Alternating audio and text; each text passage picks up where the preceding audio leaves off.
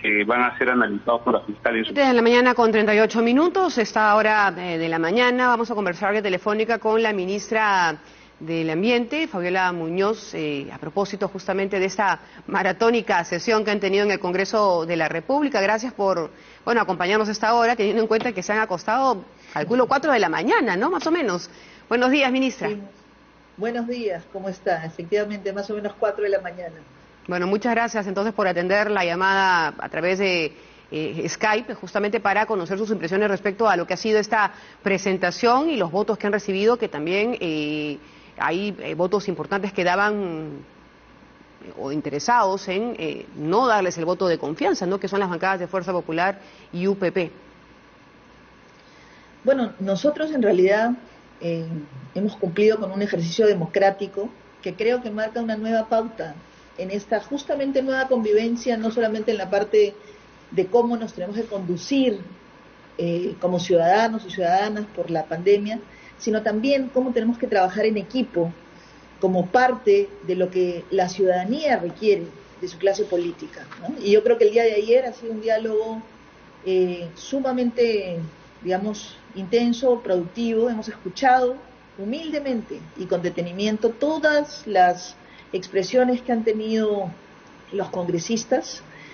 Creo que la explicación de algunos de los temas que plantearon por el Premier, la ministra de Economía, la ministra de la Producción y el ministro de Salud han sido muy importantes para ir despejando algunas dudas, y en otros casos creo que en realidad es parte justamente del juego político el mantener algunas posiciones como las que han reflejado la votación. Pero claro, yo sí creo que es una nueva convivencia en el que no hay cabida para intereses ni personales ni partidarios, solamente para poner al Perú primero y a su gente. Claro, eso se ha evidenciado obviamente en la votación, ¿no? A pesar que han tenido 86 votos a favor de otorgarles el voto de confianza, de estos 86 votos, digamos, la mayoría ha optado por darles la confianza porque efectivamente no es el momento, o es lo que han considerado ellos, no es el momento de generar un mayor ambiente de inestabilidad, ¿no? Pero han sido bastante críticos respecto al manejo del gobierno.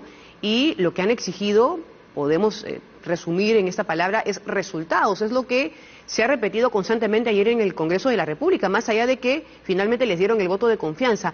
¿Cuál es el balance que hacen ustedes realmente en esa situación? Porque, el comentario ha sido el común denominador. Resultados por parte del gobierno es lo que exigen las fuerzas políticas, más allá del respaldo que se ha dado, repito, en el voto de confianza. ¿Hacen ustedes un mea culpa? A ver, nosotros somos conscientes que siempre hay cabida para oportunidades de mejora, siempre. O sea, en eso somos absolutamente humildes en reconocer que no tenemos que tener el 100% de la verdad. Y si hay oportunidades de mejora, las escuchamos, las tomamos y las tratamos de poner en práctica. De hecho, esa es parte de la política que tenemos.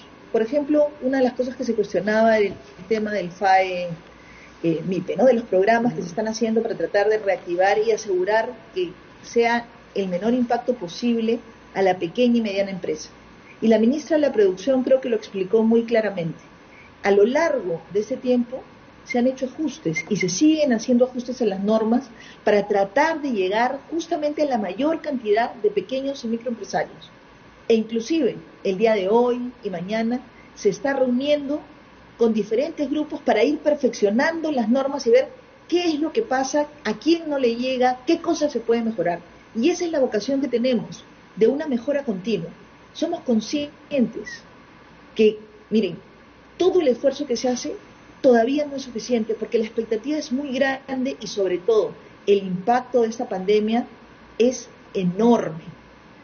Pero la única manera de reducir ese impacto en todo lo que se pueda va a ser trabajando juntos, y por eso saludamos y agradecemos la actitud que ha tenido el Congreso el día, de ayer y de hoy, y creemos que realmente es la actitud más madura entre ambos poderes del Estado para trabajar en conjunto, poniendo el bienestar de las personas por encima de todo. Correcto, ministra. En las últimas horas hemos conocido cifras realmente alarmantes respecto al COVID-19, ¿no? Más de 4.000 muertos y el número de afectados también está en un nivel bastante alto. Estamos en el día 75 de la emergencia, 141.779 infectados y 4.099 fallecidos. ¿Qué esfuerzos se han adoptado o han asumido en las últimas horas en el gabinete para intentar revertir este panorama, teniendo en cuenta que la llamada meseta, famosa meseta de la que tanto se ha hablado, efectivamente no se ven los resultados y en las estadísticas? A ver, miren, esta es una pandemia compleja, es una situación difícil, y cuando uno mira las estadísticas, y nosotros miramos la información casi todos los días que nos reunimos y discutimos sobre el tema, lo que vemos es cómo va dándose la pandemia, ¿no? Y hay regiones que han llegado ya, digamos, a su pico, ¿no? Y están en ese proceso justamente de lo que llamamos la meseta, que nadie ha dicho nunca que uno llega a un punto y de ahí simplemente ya no hay contagios, ya no hay muertes. O sea, lo que hemos dicho nosotros es que este es un proceso largo, esto es una maratón, no es una carrera de 100 metros planos, como dice el presidente. Y entonces uno llega a un punto, y en ese punto, lo que llamamos la meseta, vamos a seguir teniendo una situación difícil, va a ser prolongada, y luego vamos a empezar a bajar. Pero lo que vemos es que algunas regiones ya están en ese momento, ¿no? Y otras están acercándose, y otras esperamos que nunca lleguen a subir tanto, sino más bien se mantengan. Claro, ministra, ¿pero eso no habla de un error en la estrategia del gobierno? A ver, Esas cifras, a la luz de los resultados o de lo que se ha podido conocer hasta el momento. Siempre se puede mejorar, y por eso vamos focalizando también el trabajo dependiendo de cómo vemos las cifras en las regiones. Pero lo cierto, lo que no ha cambiado, mire, hay cosas que cambiaron del primer día de la pandemia ahora, porque la investigación también nos está revelando situaciones que no se conocían al principio. Tenemos que reconocer que esta es una enfermedad nueva y que va cambiando también. Ustedes recordarán, al principio, ¿no es cierto?, ¿cuál era la recomendación de la OMS? Que no se usen mascarillas, solamente las personas que están contagiadas. Hoy día todos usamos mascarillas porque se ha identificado que esa es una práctica que reduce el riesgo. Luego de ello, se concentró la estrategia para todos los países en tener ventiladores y camas de UCI. Esa era la estrategia principal. A lo largo del tiempo se ha identificado algún medicamento que puede servir. Entonces, ¿qué se está haciendo? Se está cambiando, pero eso es básicamente por los resultados de la investigación sobre la enfermedad. Y entonces ahora tenemos un trabajo articulado para tratar de reabrir todo lo que es la atención primaria. Lo único que no ha cambiado desde el principio, y sigue siendo la estrategia más importante, es que las personas guardemos el distanciamiento social. Claro, pero ese es un discurso que, digamos, de las personas. Claro, efectivamente, es un discurso, digamos, podemos decirlo básico, porque es algo elemental, ¿no? Que en todo el mundo tenemos que guardar la distancia, pero estamos hablando de la estrategia del gobierno. Por ejemplo, lo que estamos viendo ahora últimamente es recién estos operativos en los mercados, en los buses. ¿Esto no debió focalizarse con mayor fuerza inicialmente? Porque ya lo del distanciamiento, lo de la mascarilla, digamos, es algo elemental, ¿no? Pero aún siendo elemental, la gente no lo cumple. Y por eso es que también tenemos que seguir insistiendo. O sea, de verdad, nosotros el mensaje que le damos a las personas es que entendemos la situación, y yo quisiera retomar alguna de las cosas que decían ustedes en el trabajo anterior con Gunther, ¿no? O sea, la gente está desesperada, sí, y la gente está saliendo, en muchos casos, porque somos un país informal y necesitamos trabajar del día a día, pero eso no significa que alguien que tiene que trabajar se tenga que aglomerar. Y ese es el mensaje más importante que queremos transmitirle a la población. Hoy día se están reactivando actividades económicas, pero esa reactivación tiene que tener acompañados sus protocolos de seguridad. Igual que la informalidad no significa suciedad, no significa necesariamente desorden. Y claro, por lo eso mencionaba Gunther que ahí hay que, informe. exactamente, justamente por eso es que creemos que ahí hay que seguir haciendo un trabajo conjunto. Los operativos en los mercados no han empezado ahora, ni hacen 2 semanas, ni hacen 3 semanas.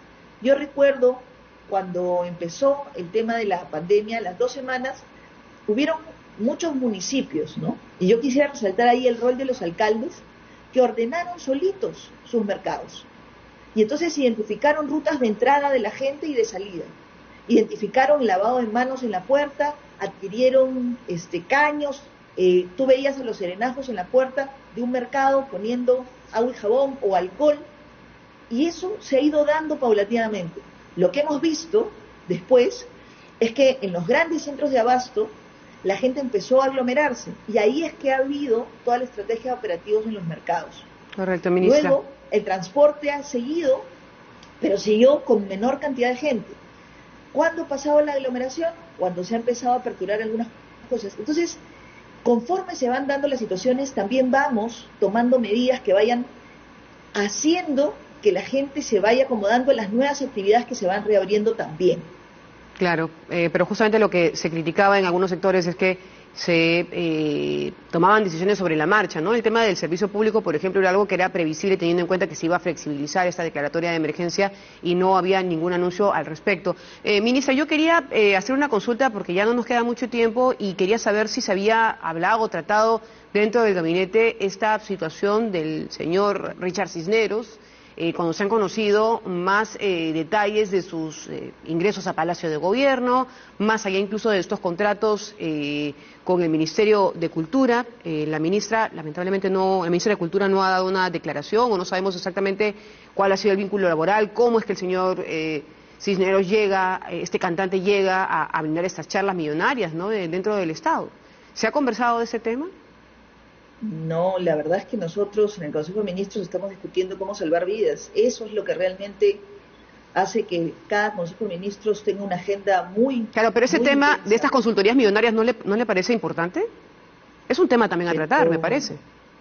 Más allá de la pandemia, que es innegable, es la prioridad, pero también es un tema que tiene que esclarecerse. En el Consejo de Ministros, las agendas que nosotros tenemos versan sobre cómo reactivamos la economía, sobre cómo hacemos que el oxígeno llegue donde tiene que llegar, cuáles son las estrategias que estamos teniendo en el tema de los penales, en el tema ambiental, por ejemplo. Hemos tenido una exposición sobre el tema de turismo, la importancia de este sector para la economía nacional y el impacto que tiene. El propio Premier lo mencionó ayer. O sea, ese es el tipo de temas que nosotros realmente tenemos en la agenda del Consejo de Ministros, porque implican un trabajo articulado, conjunto de los sectores. Claro. Ahí en el Consejo de Ministros lo que Ministra, pero se están destinando millones en consultorías en momento en que los recursos tienen que estar enfocados en otras áreas, en eso coincidimos. Sí, pero nosotros no discutimos en el Consejo de Ministros las consultorías de cada sector.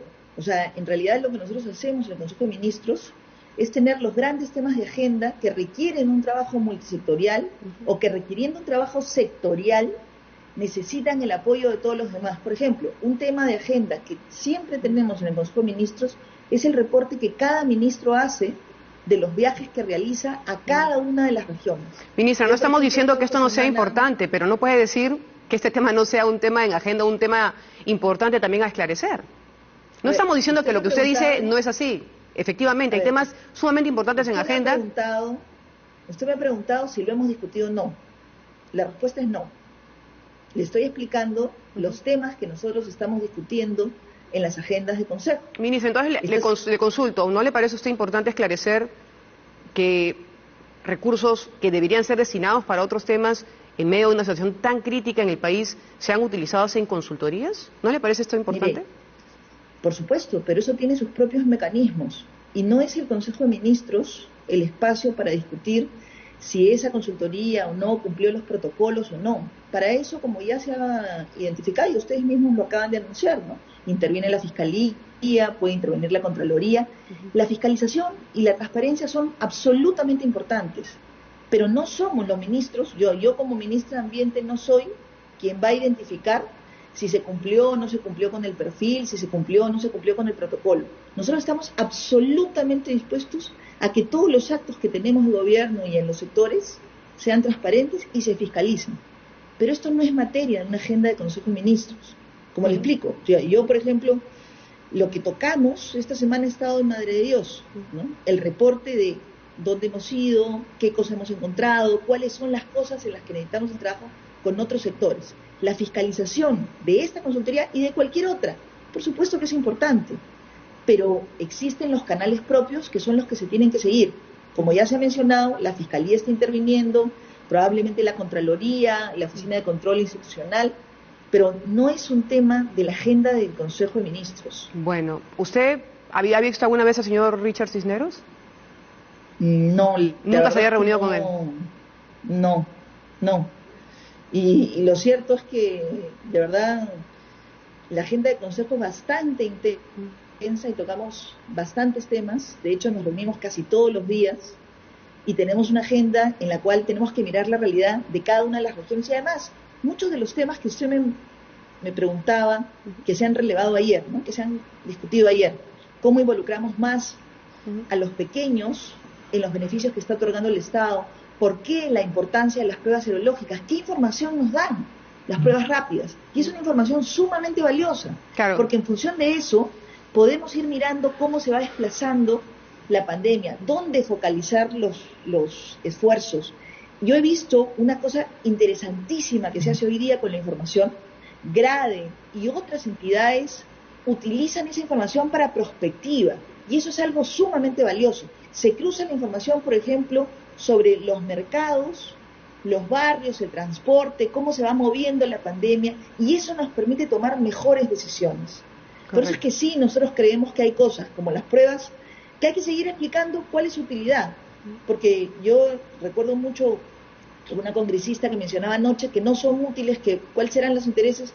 El interés es salvaguardar la vida de las personas, y la información que esas pruebas nos dan nos sirven para ese propósito. Correcto. Muchas gracias, ministra. Efectivamente, aquí en Canal N nos esforzamos por dar a conocer todas las medidas, las decisiones incluso que se toman en el gobierno en medio de esa situación de pandemia, de emergencia nacional, pero hay temas que también tenemos que preguntar, ¿no? Y realmente sí, nos hubiera gustado tener una respuesta, porque efectivamente no es un tema que debería estar en agenda, porque ya debería haber sido esclarecido por los responsables del sector, ¿no? Por la ministra de Cultura, por el presidente del Consejo de Ministros. Lamentablemente no hay respuesta sobre el caso de este señor Richard Cisneros, y por eso tenemos que seguir preguntando y desviando obviamente la atención en temas que son sin duda mucho más importantes, ministra. Total apertura, y yo le contesto la pregunta. O sea, la pregunta ha sido muy clara y objetiva. ¿Se ha discutido en el Consejo de Ministros? No se ha discutido. Bueno. O sea, este no es un tema para que yo como ministra del Ambiente pida explicaciones, la verdad. O sea, aquí hay los organismos correspondientes, y no es que esté minimizando el tema. Seguirán las investigaciones que correspondan, porque la transparencia también tiene que ser una característica de nuestro accionar. Gracias, ministra. Muchas gracias. En verdad le reitero el agradecimiento, porque sé que ha estado hasta las 4 de la mañana, más o menos 3:30, al borde de las 4 de la mañana en el Congreso de la República, y a pesar del agotamiento, y es evidente, usted es un ser humano y están, como dice usted, todos los días reunidos en Palacio de Gobierno. Sin duda queríamos conocer su punto de vista sobre el tema del Congreso, las medidas que se están tomando, y efectivamente todos los temas que sin duda son relevantes. Muchas gracias, ministra, por esa entrevista. Gracias también. Buen día.